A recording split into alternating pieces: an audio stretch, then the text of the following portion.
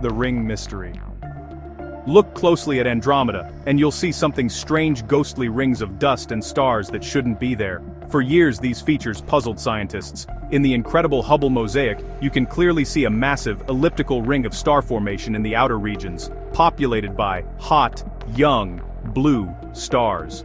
This is bizarre because in a normal spiral galaxy, star formation follows the density waves of the spiral arms.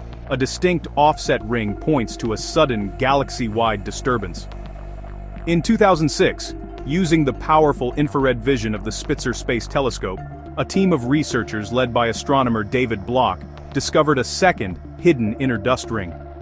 This one had been hiding in plain sight, as its dusty nature made it invisible to optical telescopes, but glowed brightly in the infrared. Two distinct rings meant this couldn't be a coincidence. David Bloch himself offered a powerful analogy, describing the dust rings as being like ripples in a pond. And what causes ripples? An impact. This discovery was the first major clue that Andromeda's past was far more violent than its serene appearance suggests.